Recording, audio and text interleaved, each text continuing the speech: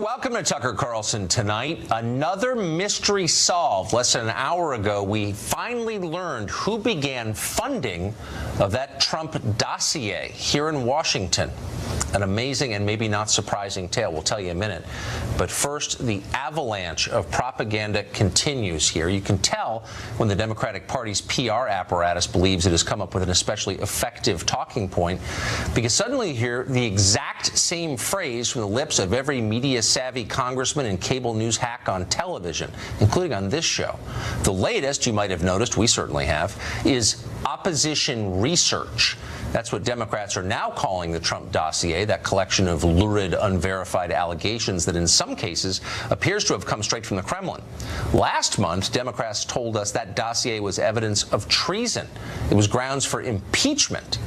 Well, now that it turns out that Hillary and the DNC paid for it, the whole thing is being written off as merely opposition research. Totally routine, no big deal. Move along, nothing to see here. Come on, why are you so uptight? We've heard the story 1,000 times. Right, not so fast. In fact, the Trump dossier is far from just opposition research. For almost a year, it has been the linchpin in a remarkable effort to overturn last year's election results.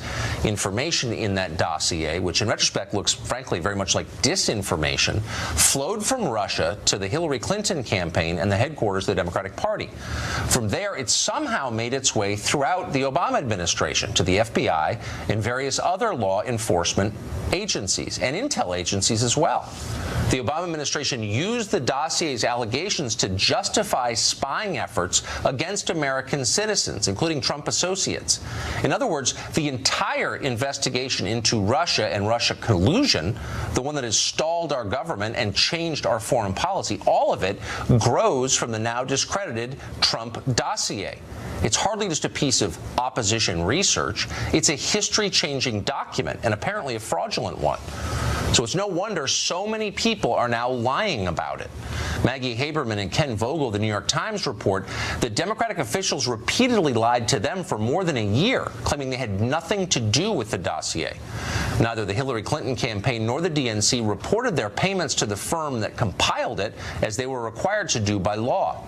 And the lying continues to this moment. According to new reports today, both Clinton campaign chairman John Podesta and ex-DNC chairwoman Debbie Wasserman Schultz just last month told the Senate Intel Committee behind closed doors they had no idea who funded the dossier. They didn't know of any contractual relationship between the organizations they ran and Fusion GPS, the firm that put it together. Right. Not likely, actually. The DNC and the Clinton campaign combined paid more than $9 million to the law firm Perkins Coie for legal services, and it seems likely that Fusion was receiving the lion's share of that. We can't tell you exactly how much they were receiving because Fusion GPS has resisted congressional subpoenas of its financial records. Still, it seems almost certain to be a massive payoff, multi-millions of dollars. Were Wasserman Schultz and Podesta both so detached from the campaigns they were running in a presidential year that they had no idea where millions of dollars went? That seems absurd. Meanwhile, less than an hour ago, as we told you just at the top of this, another great mystery has been solved. The identity of the funder of the original Fusion GPS opposition research on the Trump campaign. Now, we've known for a long time it was an anti-Trump Republican. Now, according to a report by the Washington Examiner's Byron York, we know it was the Washington Free Beacon. That's a website funded by hedge fund billionaire Paul Singer and founded in part by Twitter celebrity Bill Kristol. That's where it all began. And we can promise you that not a single person in Washington is surprised by that. David Tafuri is a former State Department official. He advised the Obama campaign on foreign policy, and he joins us tonight. David, thank you. I'm glad you're here because we've had many conversations about Russia over the past year, you and I, and you've expressed outrage at the collusion between the Trump people and Russia. Now that we know that the Hillary campaign colluded with Russia, took information from Russia to affect the outcome of the campaign, are you as outraged? First of all, I never expressed outrage that there was collusion. I expressed outrage that Russia interfered in our election, which all of our intelligence agencies agree to, and I said that needs to be investigated. And if there is collusion, that's a very serious crime by the Trump campaign. So we know that the Russians gave information through a couple of cutouts to the Hillary campaign and the Democratic National Committee. to influence the election. So how is that different from what you just said? That's not what happened. Oh, how is that? The news that we learned this week is that Hillary Clinton funded Fusion GPS, but we already knew that a Democratic ally had funded it. That came out in October 2016. If you look at the Mother Jones article, which first published these allegations, it was clear then that a Democratic ally had funded this. So we just now know which ally, and it was the Hillary Clinton campaign. But what you're doing is tracing the genesis of the story. I'm asking you a factual question about what happened. Russia gave information to Steele, the former head of the Russia desk at MI6, who gave it to Fusion GPS, and then it flowed to the Hillary Clinton campaign and the DNC to influence the outcome of the election. So information from Russia was used to influence the outcome using Hillary as a conduit. And I'm just wondering, where's your outrage about that? That's not accurate.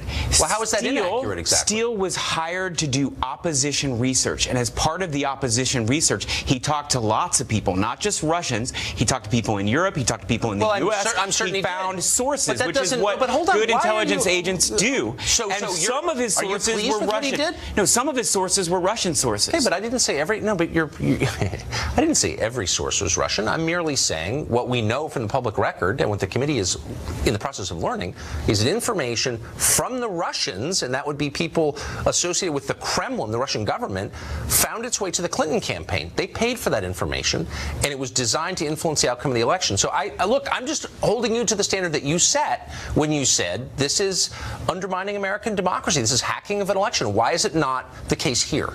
Everyone should read the Steele dossier, and you will see there were many sources in the Steele dossier. But that was one of them. Not just Russians. But, yes, some I'm Russians. Not saying that it was the only one. But also people like Carter Page, who worked for Trump, was a source. I got it. His lawyer Cohen was a source. You're obscuring the point, and I think our viewers know that you're obscuring the point, and I think that you know that you're obscuring the point. Look, if it's wrong for one side to do it, it is wrong for any side to do it. You have evidence here that it happened on the Democratic side. There is no evidence that the Republican side did it. If there is, I will denounce it along with you. You're equating two things that are not equal. It is not wrong for opposition research to be conducted and for some of the sources to be Russian. To be the Russian government. So it's not, you don't have a problem with that. If the suspicion is that Trump engaged in collusion with the Russians. Now, let's remember one important thing. Wait a second. Tell me, no, just really quick. Why did Hillary not engage? I mean, it's an honest question. Why, given what we know now, that apparently the Hillary campaign and the DNC working for the Hillary campaign gave millions of dollars to get information from the Russians, how are they not colluding with the Russians? I'm missing this. I'm slow. There's no news that suggests they gave money to the Russians. They gave money to a British former intelligence agent who went around and collected information and paid money from the Russians. We don't know that yet. We don't know what he did. Now, but let me make one important point. But you don't seem that interested in finding out. Why do we have a special counsel investigation? We have a special counsel investigation because Trump fired the FBI director Comey. He fired the FBI director Comey because he was so worried about these allegations. I think you're missing a few steps, and here's the key step you're missing, is that the investigation already begun. The Justice Department began investigating the ties between the Trump campaign but we got a special counsel investigation. Why did they do when Trump fired Comey, correct? I've been here the whole time, but the investigation was underway, and it was underway in part because of material gleaned from the Trump dossier paid for by the Hillary campaign. It's a really simple question. Well, does it bother you? You're wrong. There were lots of reasons why the FBI started investigating. I said in part, including they had surveillance. They've said this. They had surveillance of Trump campaign officials talking to Russians. I got it. Does it bother you? But that's also why they opened an investigation. They didn't just open an investigation. You can't have a conversation with someone who's shouting. So I'm going to lower my voice. I hope you'll do the same. We know because it has been publicly reported that the head of the FBI, Jim Comey, tried to add the Trump dossier to the January intel report from the intelligence community showing that Russia interfered in our election. So this report played a pivotal role in the investigations we're now living through. And I'm asking you a simple question. Does it bother you that a campaign document, opposition research, wound up circulating through the Obama administration, through law enforcement and intelligence agencies? How the hell did that happen? But Tucker, you're trying to argue that all roads lead back to the Steele dossier, and that's not correct. For instance, the January intelligence report that came from our CIA, our FBI, from our State Department, that was based on their review of what happened in our campaign and their review of the data and the stealing of data from the DNC You and the lunatic congressman we had on last night have convinced me. You guys know that there's no answer to these questions, and so you're filibustering. That's why we have a special counsel. The special counsel will find the answers, and you should support that. This is hurting. This is really hurting. You just proved that because you're a reasonable guy, but you're acting in an unreasonable manner, which suggests that you know this is bad. It's bad, David. We're going to find out. Thank you. Thanks, Tucker. Jonathan Turley is a law professor at George Washington University Law School, a cool head, not a right-winger, been around a long time, and I wanted you to come on to assess coolly, logically, the legal exposure potentially from this story.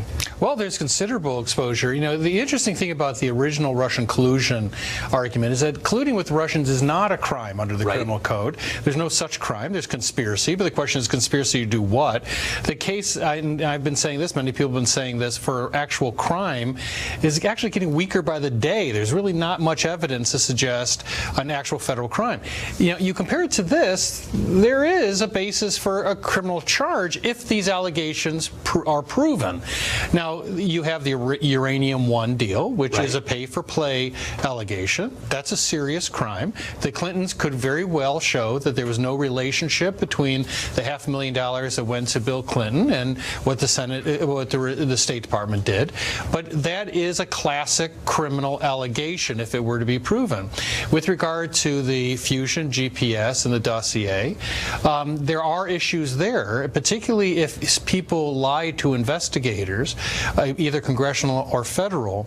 That's the type of crime that gets charged in D.C. It's not. So the very specific, I think what you're referring to is what apparently happened last month before the Senate committee investigating this, where John Podesta, the former chairman of Hillary's campaign, Debbie Wasserman Schultz, the former head of the Democratic Party, were asked directly, did you pay for this? Did money from your coffers wind up at Fusion GPS? And both said no. That's right. And one of the people in the most precarious position is this attorney, Mark Elias, who was the general counsel of the campaign.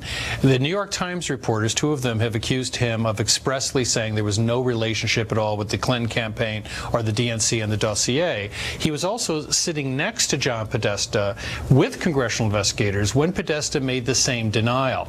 And that gets you into very difficult area of what's called 18 U.S.C. 1001. That's when false statements are given to federal investigators. And that has to be a concern. Doesn't mean that that crime occurred, but it's an obvious concern. Can you think of an alternative explanation? I mean, I will just take off the table the idea that the head of the campaign and the head of the party didn't know about millions being spent on opposition research. That's not a credible claim.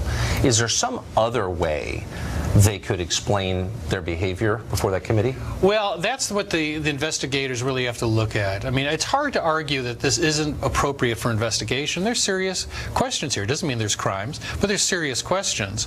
And it's also true that, you know, if you're investigating the Trump side for coordinating or colluding with Russians, this would seem to be an analogous situation. Now, having said that, the moral high ground in Washington has always been measured in millimeters.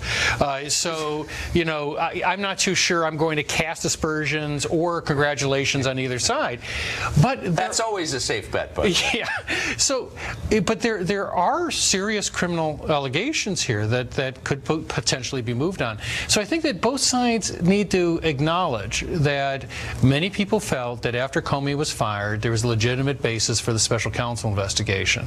It's hard to deny that there's legitimate basis for the congressional investigation into Uranium One, into the dossier, to find out what these facts are. And if people lied in the course of that, that's the type of crime people get indicted for in Washington. So the neocons in D.C. hated Trump. And so apparently a bunch of them got together and funded this opposition research that became the Trump dossier, the Washington Free Beacon, and all the people associated with it. Is there any legal questions around that? Well, frankly, I don't see the crime in gathering evidence, even from foreign sources, any more than I did with Trump and the allegations on that side. Where you get into some serious problems is if you're trying to acquire classified information or if you are encouraging the theft of information or the hacking of systems. those can be charged as a crime. But in terms of gathering information, as you know, that's a long-standing practice in Washington, D.C. Sounds right to me. But what you really have to look for are people that may have given false information on investigations, and that's what prosecutors start with, because those are people that can be easily charged. Right. This is how Martha Stewart wound up in federal prison. Jonathan Shirley, thank you. Thanks, Tucker. Peter Schweitzer literally wrote the book on Uranium One, Clinton Cash. He began all of this. He joins us tonight. Peter, thanks for coming on. So there's actually a new development in what is basically an old story. Tell us what it is. Yeah, well, the new development is that Hillary Clinton's defense in saying that she was not involved in the Uranium One decision has essentially been, they've trotted out former Assistant Secretary of State Fernandez to say that he was the one that made the decision. And they presented him as basically a serious arbitrator who is going to explain how this was done. The problem is that if you look at the John Podesta emails that were leaked, you find something very curious, Tucker. You find that Mr. Fernandez was communicating with Mr. Podesta when this story first broke in 2015 when my book came out. And in fact, what Mr. Fernandez told John Podesta was, I want to do all I can to help the Hillary Clinton campaign. And literally 4 days after that email, that's when he was trotted out to say Hillary Clinton was not involved in this decision. I was the one that made the decision to approve the Uranium One deal. So what it means, bottom line, is, this is not a source we can trust. It's another example of why we need to investigate this.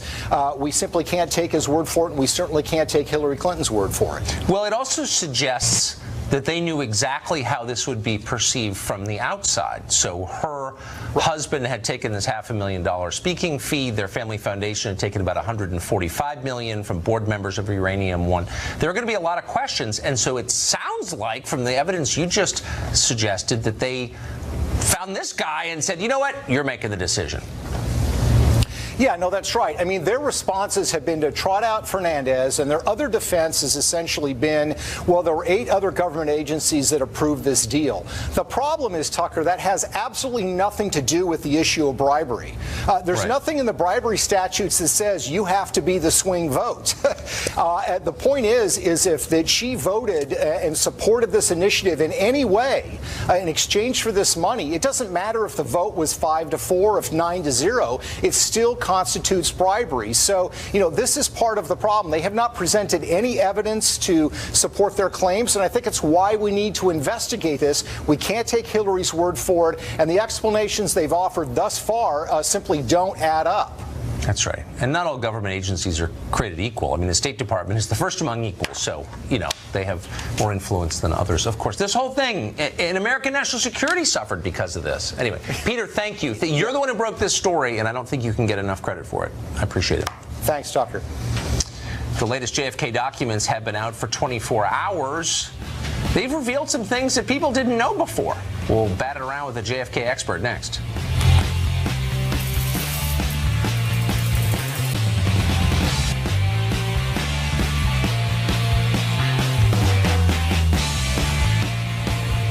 Almost 3,000 documents related to the Kennedy assassination were released last night. Some were deliberately withheld yet again 54 years later, as the CIA and other unnamed agencies seek redactions because you're not allowed to see it. In other words, it's enough fuel for conspiracy theorists to go another 50 years or so.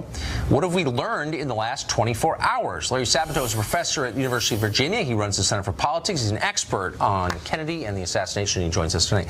So, Larry, whenever you talk about this, you don't want to seem like a nutcase or anything. On the other hand, Bobby Kennedy, the then Attorney General, it has now been shown, believed his first reaction was the CIA did this. I'm not saying they did, but I am saying, he thought it was possible. So have we gotten any closer to what happened with these documents? No, at least not the ones I've read, Tucker. Remember, there are Right. tens and tens of thousands of pages. We're just now skimming them and using some great student resources. I think you know how good the students are at the University Yes, of I Virginia. do. You know some of them. So we're looking for new material. We found some nuggets that are very, very interesting, but I don't think it's changing the course of history. It isn't rewriting the Warren Commission. It isn't changing the general thrust of the evaluation of this assassination over many, many years. Well, so what have we learned? Well, I'll give you a couple of examples. I've tried to understand Lee Harvey Oswald. I've Right. read a great deal about him. You know, he was young, he was a misfit, some might say a sociopath, very strange guy who would defect to the Soviet Union in those days from the United States. And then he got to come back, amazingly, went right to work really for Fidel Castro. So this is an unusual fellow. But one thing I never understood was that, until I read something in that file, he had murder on his mind for a long time. One of his associates in the military reported shortly after Eisenhower began his second term that Lee Harvey Oswald said he wanted to kill Dwight Eisenhower because he was part of the oppressive class, killing the poor people. We know as well that during his when he came back to the United States, he told his wife and convinced her at one point that he was preparing to kill former Vice President Richard Nixon on a Texas trip. Yes, on a Texas trip. Turned out he was using that to abuse his wife, Tucker. The vice president wasn't coming at the time that Lee Harvey Oswald told his wife he was. He never had the opportunity. Then he nearly killed General Edwin Walker. It was an inch difference. He shot at him, nearly killed him. We know what happened on November 22nd. This guy had murder on his mind for years, and he finally acted on it. Let me ask you quickly, there's evidence that a British newspaper, or the FBI anyway, believed that a British newspaper received a call less than an hour before the assassination saying, call the U.S. Embassy, something terrible is about to happen in America.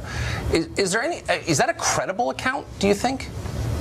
Yes, it is. In fact, today I had a lot of experiences with British TV. They were fascinated with this document. They were focusing on it. What convinced me was not simply the account by the reporter. It was that we've now learned MI5, British intelligence, essentially validated this claim and believed the reporter, did pretty extensive research into it. They were never able to identify the person who made the call. But 25 minutes before President Kennedy was assassinated, this reporter in the Cambridge News, remember Cambridge was a nest of communist spies for decades, and they know 25 minutes before, this person said to the reporter, you'd better call the U.S. Embassy, there's big news coming out of the United States. Now look, maybe it was a coincidence, maybe it was a crank call, but I'll tell you, it's one of the most incredible coincidences in history. It's unbelievable. Larry Sabato, that was really interesting. Thank you for that. Thank you, Tucker. Thanks a lot.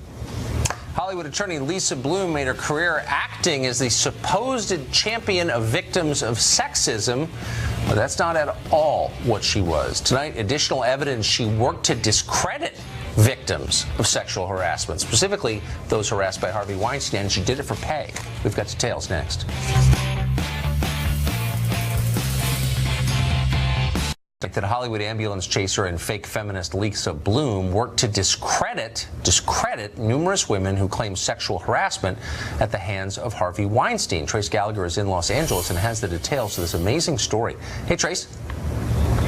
Hey, Tucker, critics have called Lisa Bloom a mercenary scavenger who spent decades posing as an advocate for vulnerable women exploited by the powerful. Her decision to defend the very powerful Harvey Weinstein raised eyebrows, including her mother's, Gloria Allred, who condemned the arrangement. But now we know Bloom wasn't just defending Weinstein. She reportedly was willing to ruin his accusers in the process. The Daily Beast is reporting that earlier this year, Lisa Bloom called Ronan Farrow, who was in the middle of his Harvey Weinstein investigation and offered to share opposition research on the sexual history of Weinstein accuser Rose McGowan. And the Daily Mail says at the time, Bloom did not disclose that she was defending Weinstein. Other reports say Bloom also investigated compromising information on an Italian model who not only accused Weinstein of assault, but helped New York police get an audio tape of Weinstein admitting assault. Speaking of audio, TMZ says Bloom also tried to secretly record at least one of Weinstein's alleged victims. Bloom says she resigned from representing Weinstein after learning of his sexual misdeeds and cannot comment further, citing attorney-client privilege. Tucker. What a shame, Trace. It'd be great to know more. Thank you for that. We're joined now by our old friend, Fox Chief Washington correspondent James Rosen, who's got some information on the very real effect of sanctuary cities, those that are refusing to cooperate to enforce immigration laws. James? Tucker, good evening. Two of America's biggest so-called sanctuary cities are tonight defying pressure from the Justice Department to begin cooperating with federal immigration authorities. New York City Mayor Bill de Blasio and Philadelphia Mayor Jim Kenney informed DOJ today they have no intention of providing information by Sunday's imposed deadline to prove they are not impeding federal immigration enforcement. Justice has threatened both cities with a cutoff of millions in federal grants. Officials with U.S. Immigration and Customs Enforcement, or ICE, say the enforcement posture of sanctuary cities is indeed endangering citizens in those communities, and they point to several recent examples. In late August, Neri Israel Estrada Margo, a 38-year-old undocumented immigrant from Guatemala, reportedly turned himself in to local authorities in Sonoma County, California, after he allegedly beat his girlfriend to death. Margos now faces murder charges. The same man had been jailed for beating the same woman all of 2 weeks earlier.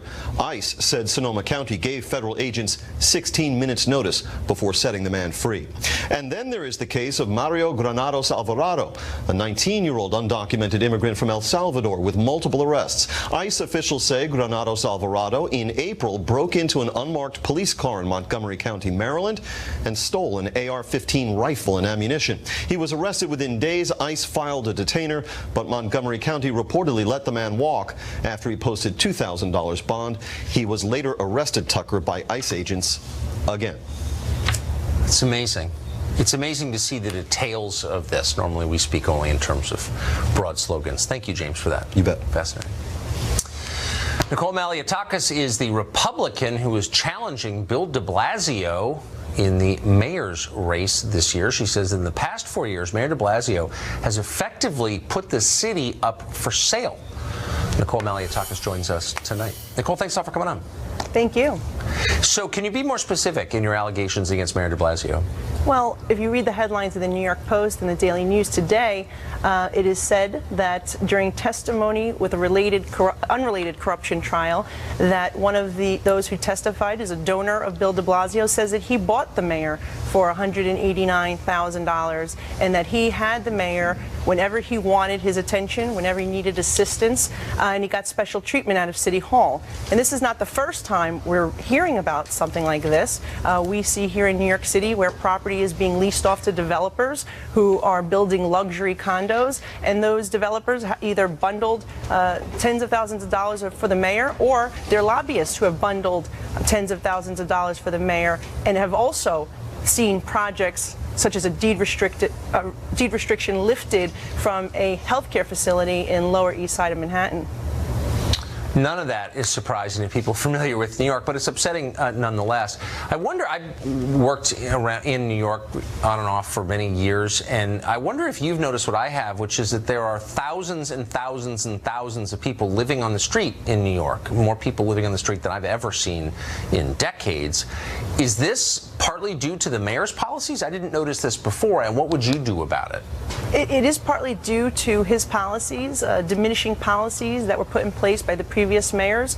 The mayor has basically ignored the city of New York, and we have seen a decline in the quality of life with homelessness, with a transit crisis. The mayor is out campaigning with Elizabeth Warren. He has Bernie Sanders coming to town on Monday. He clearly has an agenda to run nationally for president of the United States, and at the same time, the people of New York City are suffering. And my plans to tackle homelessness and mental illness are on my website at nm2017.com. But we got to get serious about the issues that are plaguing this city. The people of New York deserve better. We are being asked to shell out a tremendous amount of money in taxes, property taxes in particular. Even he's benefiting from the system here in New York, where his district pays the least effective property tax rate. So he and his millionaire friends and donors are getting a lot in terms of benefits, and the people of New York City continue to struggle paying more taxes and not getting results.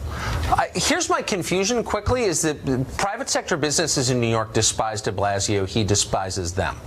Are they behind you completely? They seem very passive in the face of de Blasio, like there's really nothing we can do. Have they swung behind your campaign to unseat this guy? We're getting a lot of support, and every day, the more he opens his mouth and revelations like pay to play come, we are getting more support from around the country. We can defeat Bill de Blasio November 7th. We need the help from around the country to stop his national agenda, which is very dangerous to our city and the nation as well.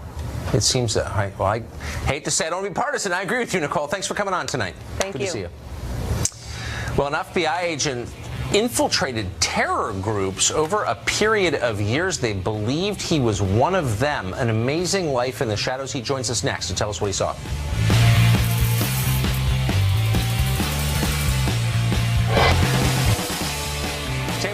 He spent years helping the FBI combat Islamic terrorism, and he did it in the most daring and dangerous way possible by personally joining their ranks as an inside man. The work was so dangerous that Tamer El-Nouri is not his real name. We can't let you hear his real voice. We can't let you know what he looks like, in fact. El-Nouri just put out a new book. It's called American Radical: Inside the World of an Undercover Muslim FBI Agent. He recently sat down with us to discuss his life fighting Islamic extremism from the inside. Here's the first part of that interview. So to give us some sense of the lengths you have to go to protect your life, tell us what you went through to change your appearance. It was quite the process, actually. I had to go to a prosthetic company who essentially adds a chin, a nose, a forehead, new hair, different skin coloring. It's, as you can tell, it's a little bit hard sometimes to move my mouth to properly enunciate, but at the end of the day, I'm sitting here looking like this, so it's a good thing. Yeah, no worse than Botox. So, in your book, you describe how, and I don't think you're bragging, I think it's real, how completely fooled the extremists you lived among were by your cover. How did you convince them that you were one of them? I study them. I mean, it's how do you make friends, Tucker? Day to day, naturally. The proper evolution of a relationship. Yes. You just try to inject yourself, create the proper persona, we call it a legend, into that individual. But again, I get to cheat because I study their pattern of life, what they do, what they don't do, what they eat, what they don't like to eat, where they go, what they do. I jokingly say when they're not being jihadi. Right. The human contact. Once I have that, it's really not that hard to craft my legend, to be able to insert myself into their lives, to be able what to are some of the tells? I was struck in reading it how little even those of us who kind of read the news every day know about the people who commit or try to commit acts like this, what they're like personally, what they believe. What about them is different in the way that they live? Everything they do is extreme. And that's, I guess, where the term extremism comes from. Yeah. So that's, in and of itself, doesn't make you a terrorist, but it's a red flag for me. It's multiple indicators, and that's what I tried to highlight in American Radical, is it's not just for law enforcement and the intelligence community anymore to be able to know, to be able to distinguish between a radical individual and a mainstream Muslim. I think it's imperative for us as a country to be able to defeat this enemy, to actually have a better understanding of what makes them tick. And there's multiple indicators. One, in and of itself, doesn't make you a terrorist, but when they all start to add up, you want to look behind the curtain. So what, I mean, the most obvious question, what motivates them? Why are they angry enough at America that they want to kill Americans, in some case lose their own lives? Complete and utter disregard for religion, but they take what they feel is an interpretation of how to defend yourself. For example, the best way to describe it to you is Shahab's interpretation. Every major religious text, Tucker, has ways to defend yourself and so on and so forth, and sometimes those wording can obviously be harsh, for lack of a better term. But they take it and they would say, for example, that Shahab says that every taxpayer in the United States is supporting a government that's occupying Muslim lands. And these governments are suppressing the proper military, so they can't defend themselves with a proper military force. So this is the only way to defeat them, is with terrorism. Strike from within, because they view it as a tool of war. It's an absolute desecration. It's not the proper interpretation of any religion, let alone Islam. So that is another indicator and yet a justification. Did you become close to these guys? How did you feel about them? I hate every one of them, obviously, but my trick, and others like me that do this, is I latch on to something human in that. Yes. In Shahab's case, for example, here he is a brilliant, world-renowned scientist on the precipice of curing infectious diseases. What he offered to humanity was so wonderful. The way he spoke to his mother, the way he supported his siblings financially. Those human parts of him is what I latch onto in order to at least be believable. So I didn't look at him with contempt and disgust every time we had a conversation or we traveled together. It's just so striking that a guy like that, who's not a loser, who's now in prison, but a guy like that would devote his life to killing Americans. It's just, that's not the profile we've come to expect. And you know what, Tucker? That's one of the main reasons why I wrote this book, is Shahab Asghai's story, his radicalization. How do you go from mainstream on your way to being, within 2 years, one step removed from Ayman al-Zawahiri, the leader of al-Qaeda? Yes. That fascinated me because of the fact that I work in counterterrorism, but I think it's a deep dive into that terrorist mindset that all Americans should understand. To answer all the questions that you're asking me now, why do they hate us? How do they go from hello to oh my God? Up next, Brian Kilmeade of Fox and Friends is up late. He joins us in the Friend Zone to talk about Andrew Jackson, one of the most amazing American presidents. Stay tuned.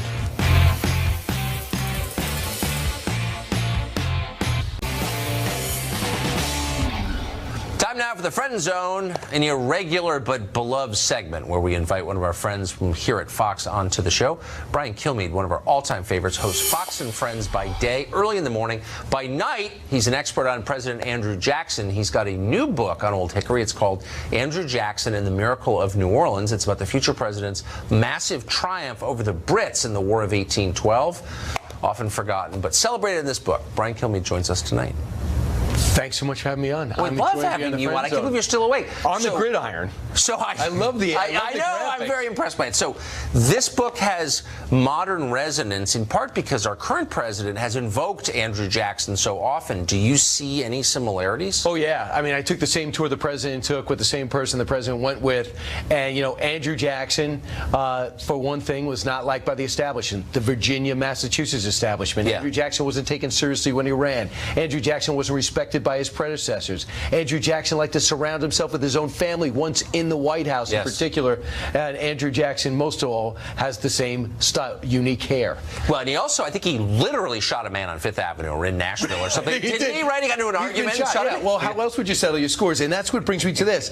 So Andrew Jackson was told as he was an orphan at 13. And to me, what I loved about this story, and I got into it even more than I thought I would, is because we are under the belief in America, and I know you believe this in all seriousness and all through our sarcasm, that it doesn't matter where you start in America, you have the opportunity to be successful, an opportunity to pursue happiness. He's at 13 years old, fighting in a war, loses his two older brothers. His dad died before he was born, and his mom goes to earn some money. He finds out his mom's dead because her stuff arrives in the house in a trunk. The guy never had a present, celebrated Christmas or a birthday. He was literally raised by his town. He was determined to matter, not to be a criminal, not to use that as an excuse. And he works his way up, becomes a lawyer, a congressman, a senator, senator, a judge, an attorney general, a militia general, wins the biggest battle maybe in American history, and then becomes a two-term president. That is an American story.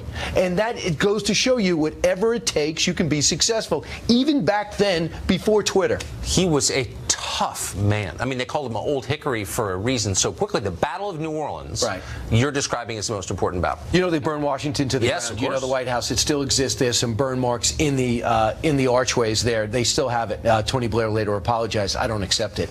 So we lose that battle. We lose every other battle. Every city is terrorized except Alexandria, who said, how much would it cost for you not to burn our city? And they wrote the check. So fantastic. So they get around, and all our generals are either underqualified or just shot because they're around since the revolution. We have not really had a standing army and militia.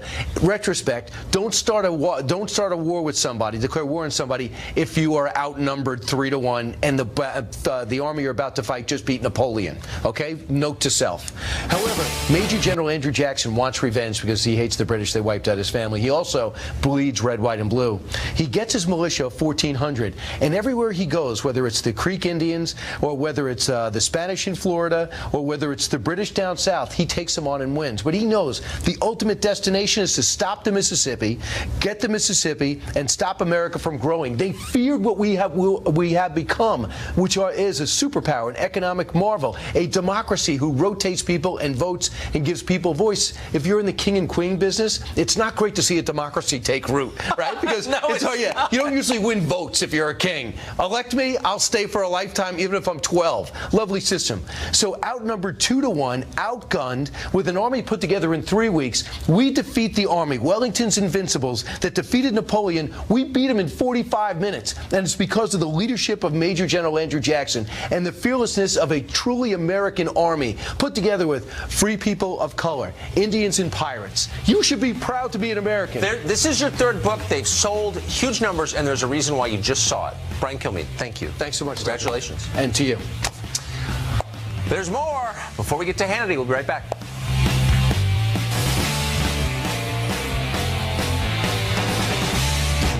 That's it for us tonight and for the week. We'll be back Monday at 8, the show that's the sworn enemy of lying, pomposity, smugness, and groupthink. Hope you have an absolutely terrific weekend. Good night from Washington. Sean Hannity is